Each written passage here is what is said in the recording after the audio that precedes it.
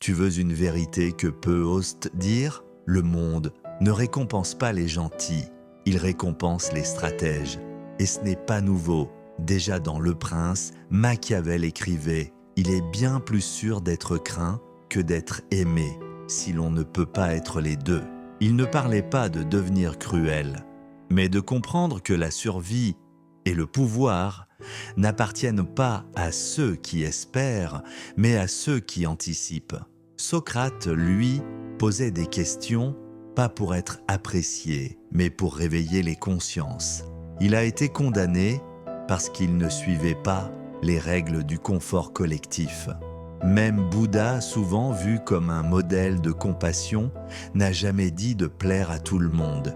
Il a quitté sa vie de prince pour chercher la vérité, pas l'approbation. Tu vois, la gentillesse peut être une belle qualité. Mais dans un monde de compétition, de pouvoir et de survie, elle ne suffit pas. Partie 1. Le mythe de la gentillesse. On t'a dit « Sois gentille et le monde te le rendra ». Mais regarde autour de toi. Combien de personnes gentilles vivent dans le manque? Combien se font utiliser? Combien se taisent pour ne pas déranger? La gentillesse sans discernement, c'est comme une fleur en pleine tempête.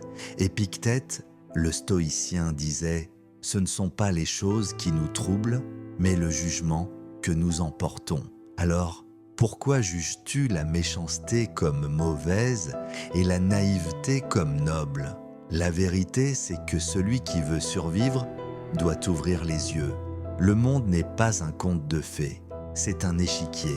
Et sur cet échiquier, le pion gentil ne traverse jamais la ligne d'arrivée. Partie 2, ce que le monde récompense vraiment.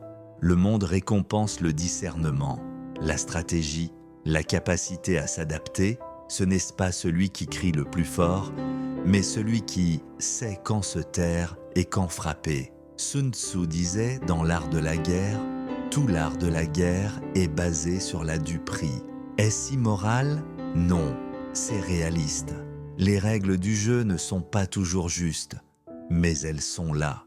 Et tu as deux choix, subir le jeu ou apprendre à y jouer. Ceux qui réussissent et ne sont pas toujours les plus talentueux, mais ceux qui lisent en les codes, manient les relations et construisent une vision.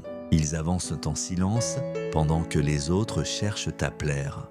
Partie 3. Être bon, ce n'est pas être gentil. Il faut comprendre d'une chose essentielle. La bonté n'est pas la gentillesse.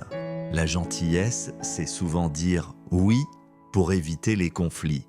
La bonté, c'est parfois dire « non » pour rester fidèle à ses valeurs. Nietzsche disait « La morale des esclaves glorifie les vertus utiles aux opprimés. Et parmi elles, la gentillesse docile.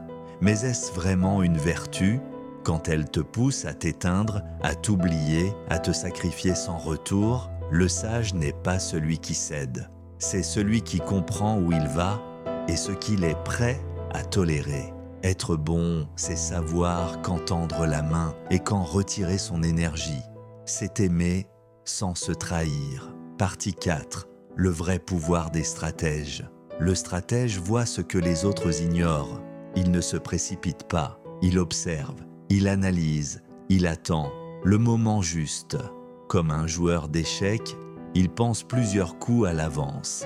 Il n'agit pas selon ses émotions, mais selon ses objectifs. Et surtout, il n'a pas besoin de dominer. Il sait que le vrai pouvoir, c'est l'influence silencieuse. Lao Tse, dans le Tao Te Ching, disait « Le sage ne lutte pas, il gagne sans combattre.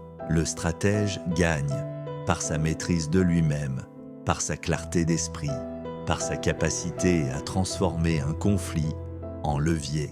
Il sait quand parler et surtout quand se taire. » Partie 5. Deviens un stratège sans perdre ton âme. Alors tu me diras, faut-il devenir froid, manipulateur, égoïste? Non, faut juste grandir.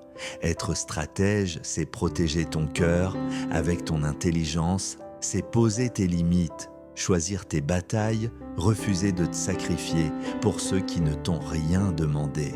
C'est aussi cultiver le calme, le recul, la vision. Tu peux être bon Tu peux être généreux, mais jamais naïf. Le monde respecte ceux qui se respectent, et il suit ceux qui avancent avec clarté. Conclusion, le dernier rappel, tu veux changer ta vie? Arrête de chercher à plaire et commence à penser comme un stratège. La gentillesse t'ouvre quelques portes, mais la stratégie construit des royaumes. Parce qu'au fond, le monde ne récompense pas les gentils. Il récompense ceux qui comprennent les règles et qui les transforment en puissance. Tu peux rester dans l'ombre ou tracer ta route. À toi de choisir si tu veux continuer à plaire ou enfin impacter.